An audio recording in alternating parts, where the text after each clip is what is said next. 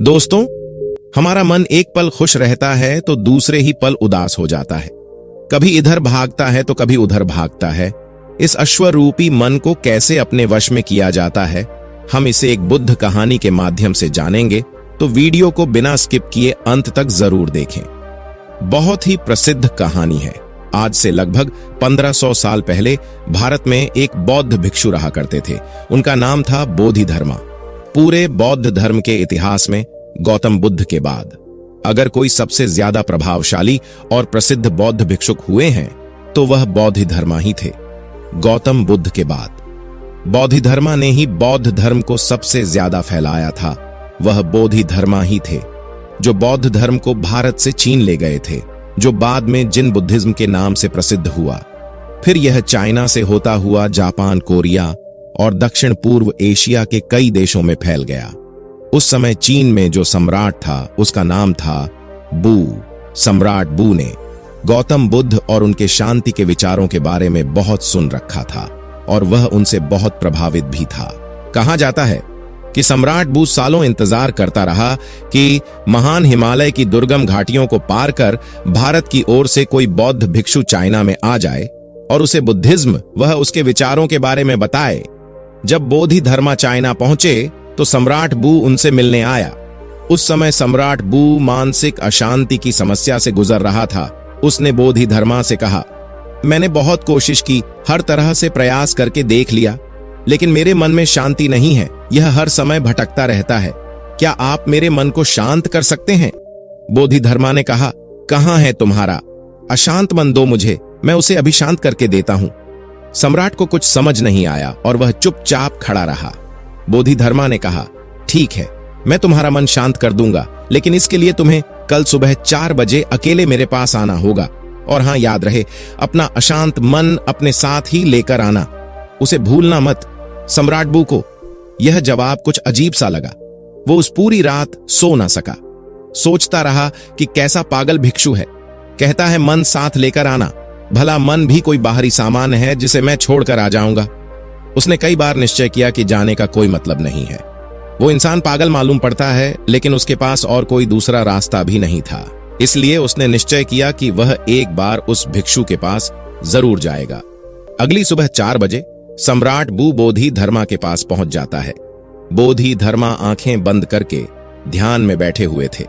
सम्राट की आने की आहट पाकर बोधिधर्मा अपनी आंखें खोलते हैं और सम्राट बू से कहते हैं, तो तुम आ गए, लाओ अब जल्दी से अपना अशांत मन मुझे दे दो, मैं उसे शांत करके तुम्हें वापस देता हूं। सम्राट बू ने कहा, यह आप कैसी बातें कर रहे हैं?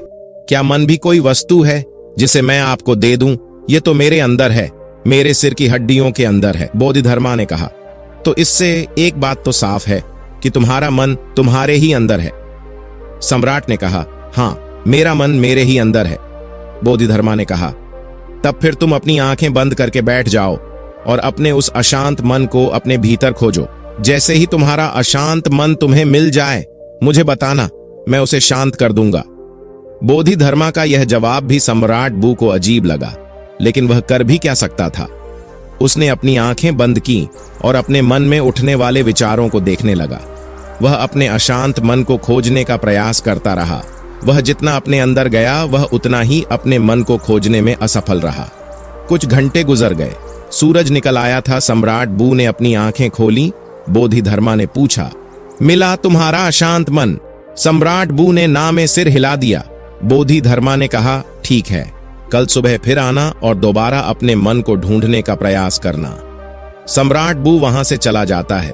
अगली सुबह 4 बजे फिर सम्राट बू बोधिधर्मा के पास आता है। बोधिधर्मा दोबारा सम्राट को आंखें बंद करके बैठ जाने को कहते हैं। सम्राट बू दोबारा अपनी आंखें बंद करके अपने अंदर दोबारा अशांत मन को खोजने का प्रयास करता है। वह जितना अपने अंदर डूबता चला जाता है वह उतना ही अपने मन और विचारों से दूर होता चला जाता है। आज सम्राट बू को बैठे बैठे दोपहर हो गई। अब उसने अपनी आंखें खोली। बोधिधर्मा ने पूछा, मिला तुम्हारा अशांत मन? सम्राट ने फिर से ना में सिर हिला दिया। अगले दिन फिर सम्राट सुबह 4 बजे बोधिधर्मा के पास आता है और बैठकर अपने अशांत मन को खोजने का प्रयास करता है। आज सम्राट को बैठे बैठे शाम हो जाती है। जाते वक्त बोधिधर्मा ने फिर पूछा, मिला तुम्हारा अशांत मन सम्राट? बू ने फिर से नामे सिर हिला दिया। बोधिधर्मा ने कहा, ठीक है, कल सुबह फिर आना। आज सम्राट बू सुबह 3 बजे ही आ जाता है और बैठकर अशांत मन को अपने भीतर खोजने लगता है। पूरा दिन गुजर जाता है, पूरी रात गुजर जाती है, लेकिन सम्राट बू अपनी आंखें बंद किए अपने अशांत मन को खोजता रहता है। बोधिधर्मा भी सम्राट के पास बैठ जाते हैं। वह जितना अपने अंदर उतरता गया, वह उतना ही अपने मन को खोजने में असफल रहा। वह समझ चुका था कि अंदर मन जैसा कुछ नहीं है। यह केवल विचारों का एक समूह है जिसे हम मन कहते हैं। अगर विचार हैं तो मन है, अगर विचार नहीं तो मन भी नहीं। जब अंदर मन कुछ है ही नहीं तो इसके साथ कुछ किया भी नहीं जा सकता। जिसे हम मन कहते हैं, यह तो सिर्फ वह विचार है जो हमारी अचेतन अवस्था में हमारे भीतर उठते रहते हैं। अगर हम हमारी चेतना में आ जाए और जागरूक होकर जीने लगे तो यहाँ विचार जैसा कुछ नहीं रह जाता, और जब विचार नहीं तो मन भी नहीं। अब वह समझ चुका था कि बोधिधर्मा उससे बार बार यह क्यों कह रहे थे कि अपना मन मुझे दो, क्योंकि वे जानते थे कि मन जैसा कुछ नहीं होता। सम्राट बू ने अपनी आंखें खोली। बोधिधर्मा ने पूछा, मिला तुम्हारा अशांत मन? सम्राट ने कहा, अशांत मन तो नहीं मिला, लेकिन वह शांति जरूर मिल गई जिसकी मुझे तलाश थी। मैंने जब तक मन की तलाश नहीं की थी तब तक मैं बहुत परेशान रहता था, लेकिन जब मैंने तलाश की तब पाया कि मन जैसा कुछ नहीं होता। बोधिधर्मा ने कहा, जब भी तुम्हें अशांति महसूस हो तब आंखें बंद करके बैठ जाओ और अपने अंदर देखो कि यह अशांति कहाँ है, और तुम्हें तुम्हारे अंदर कोई अशांति नहीं मिलेगी। लेकिन हां, जब तुम खोजो तो तुम्हें तुम्हारे भीतर एक ऐसा इंसान जरूर मिलेगा जो बहुत ही शांत चित्त और स्थिर है। जैसे कि सम्राट बू ने महसूस कर लिया था कि मन कुछ और नहीं बल्कि हमारे विचार ही मन है। हम अपने विचारों पर नियंत्रण करके अपने मन को नियंत्रित रख सकते हैं। अगर हम अपने जीवन में देखें तो हमारे चारों तरफ ऐसे लाखों लोग हैं जो मानसिक अशांति से परेशान हैं। वह सभी इस मानसिक बीमारी से बाहर आना चाहते हैं, लेकिन उन्हें पता नहीं कि इससे बाहर कैसे आया जाए। और अगर कुछ लोग इससे बाहर आने का प्रयास भी करते हैं तो कुछ शुरुआती असफलताओं के बाद वह हार मान जाते हैं, और फिर यह मानसिक अशांति मरते दम तक उनके साथ रहती है। कई बार कुछ मानसिक विचार शारीरिक दर्द से भी ज्यादा दर्दनाक होती है, और यह इंसान का जीवन बहुत मुश्किल बना देती है। लोग इस मानसिक अशांति से गुजरते हैं क्योंकि वह कभी भी अपने अशांत मन को खोजने का प्रयास नहीं करते। वह कभी भी अपने भीतर झांक कर यह देखने का प्रयास नहीं करते कि असल में इस मानसिक अशांति का कारण क्या है। जैसे कि हमने इस कहानी में देखा कि मन जैसी कोई चीज हमारे अंदर नहीं होती। असल में मन हमारे अंदर उठ रहे विचारों का समूह है, क्योंकि हम अचेतन तरीके से बस कुछ भी सोचे जा रहे हैं। कभी बीते हुए कल के बारे में 100 सोचते हैं तो कभी आने वाले कल के बारे में।